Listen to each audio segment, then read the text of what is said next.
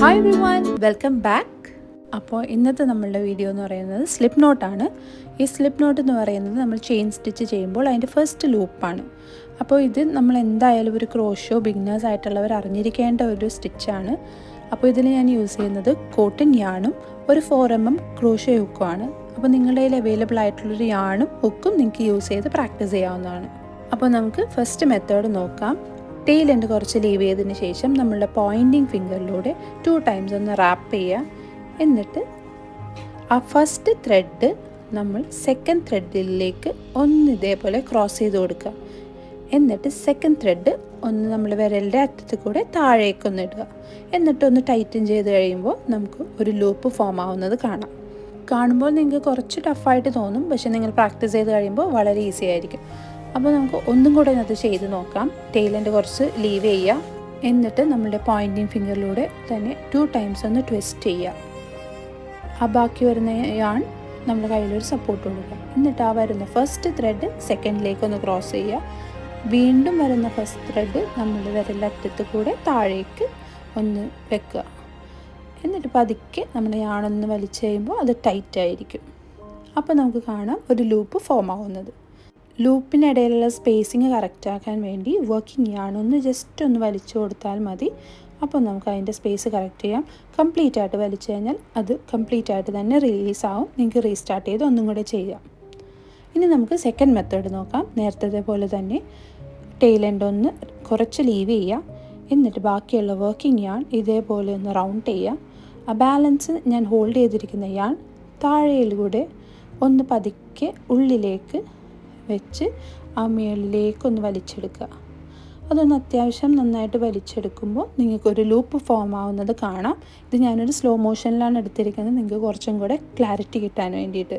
അപ്പോൾ നിങ്ങൾക്കത് ക്ലിയർ ആയെന്ന് വിചാരിക്കുന്നു. കണ്ടോ, ഇപ്പോൾ ഒരു ലൂപ്പ് ഫോമായി. നേരത്തെ പറഞ്ഞതുപോലെ തന്നെ വർക്കിംഗ് ആണൊന്ന് വലിച്ചു കഴിയുമ്പോൾ നിങ്ങൾക്ക് അതിനിടയിലുള്ള സ്പേസ് നിങ്ങൾക്ക് കറക്റ്റ് ചെയ്യാം. കംപ്ലീറ്റ് ആയിട്ട് വലിച്ചു കഴിയുമ്പോൾ അത് കംപ്ലീറ്റ് ആയിട്ട് റിലീസ് ആവുകയും ചെയ്യും. അപ്പോൾ അതായിരുന്നു സെക്കൻഡ് മെത്തേഡ്. ഇനി നമുക്ക് തേർഡ് മെത്തേഡ് കാണാം. ഞാൻ ഏറ്റവും കൂടുതൽ യൂസ് ചെയ്യുന്നത് ഈ തേർഡ് മെത്തേഡാണ്. അപ്പോൾ അതെങ്ങനെയാണ് ചെയ്യുന്നതെന്ന് നോക്കാം. എപ്പോഴത്തെയും പോലെ തന്നെ ആ ടെയിൽ എൻഡ് കുറച്ചൊന്ന് ലീവ് ചെയ്യുക. നമ്മൾ 2 ഫിംഗേഴ്സിലൂടെ ഈ യാണൊന്ന് റാപ്പ് ചെയ്ത് കൊടുക്കുക. ഈ റാപ്പ് ചെയ്യുമ്പോൾ നമ്മൾ റാപ്പ് ചെയ്ത് വരുന്ന ഭാഗം ആദ്യം വരുന്നതിൻ്റെ മുകളിൽ കൂടെ ഒരു ക്രോസ് ആയിട്ട് വേണം റാപ്പ് ചെയ്യാൻ. ഇപ്പോൾ ഞാനിതിൽ കാണിച്ചിരിക്കുന്ന പോലെ തന്നെ നിങ്ങൾ റാപ്പ് ചെയ്യണം. എന്നിട്ട് നമ്മൾ ഹുക്ക് എടുക്കുക. ആദ്യത്തെ ത്രെഡിൻ്റെ താഴെയിലൂടെയും സെക്കൻഡ് ത്രെഡിൻ്റെ മുകളിലൂടെയും പതുക്കെ ആ ഹുക്ക് കൊണ്ട് തന്നെ ഒന്ന് വലിച്ചെടുക്കുക. അപ്പോൾ നമുക്കൊരു ലൂപ്പ് ഫോം ആകും. പിന്നെ ആ ലൂപ്പിലേക്ക് നിങ്ങളുടെ ഹുക്ക് ഇൻസേർട്ട് ചെയ്യുക. നിങ്ങൾക്ക് സ്റ്റിച്ച് ചെയ്ത് തുടങ്ങാവുന്നതാണ്. ഒന്നും കൂടെ ഞാൻ കാണിച്ചു തരുന്നുണ്ട്. ഫസ്റ്റ് ആ ടെയിൽ എൻഡ് കുറച്ചൊന്ന് ലീവ് ചെയ്യുക. എന്നിട്ട് നമ്മൾ 2 ഫിംഗേഴ്സിലൂടെ ഇതേപോലെ ഒന്ന് റാപ്പ് ചെയ്യുക. റാപ്പ് ചെയ്യുമ്പോൾ നിങ്ങൾ ശ്രദ്ധിക്കേണ്ടത് അത് ക്രോസ് ആയിട്ട് തന്നെ റാപ്പ് ചെയ്യുക. ഇത് ബാലൻസ് ആയാൽ ഇതേപോലെ ഒന്ന് സപ്പോർട്ട് ചെയ്യുക.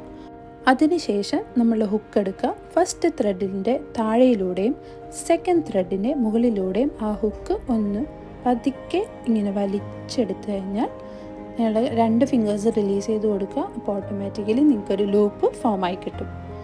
പിന്നെ എപ്പോഴത്തെ പോലെ തന്നെ വർക്കിംഗ് യാണും ഒന്ന് ജസ്റ്റ് ഒന്ന് ടൈറ്റൻ ചെയ്ത് കൊടുത്താൽ നിങ്ങൾക്ക് അതിൻ്റെ ഇടയിലുള്ള സ്പേസ് മെയിൻറ്റെയിൻ ചെയ്യാൻ പറ്റും. കംപ്ലീറ്റ് ആയിട്ട് നിങ്ങൾ വലിച്ചു കഴിഞ്ഞാൽ അത് ബാക്ക് ടു നോർമൽ ആവും. അപ്പോൾ ഇന്നത്തെ വീഡിയോ നിങ്ങൾക്ക് ഇഷ്ടമായെന്ന് വിചാരിക്കുന്നു. നിങ്ങളിതെല്ലാം ട്രൈ ചെയ്ത് നോക്കുക. നിങ്ങൾക്ക് ക്രോഷ്യോ അമിഗുർമിയൊക്കെ പഠിക്കാൻ താല്പര്യമുണ്ടെങ്കിൽ ഞാൻ എപ്പോഴും പറയുന്ന പോലെ നമ്മുടെ ഫാമിലിയിലേക്ക് ജോയിൻ ചെയ്യുക. നിങ്ങൾ സപ്പോർട്ട് ചെയ്യുക. എന്നെ സബ്സ്ക്രൈബ് ചെയ്തുകൊണ്ട് തന്നെ കാണുക. കംപ്ലീറ്റ് വീഡിയോസ് കാണാൻ നോക്കുക. അപ്പോൾ അടുത്ത നല്ലൊരു വീഡിയോയുമായി കാണാം. അതുവരെ ബൈ.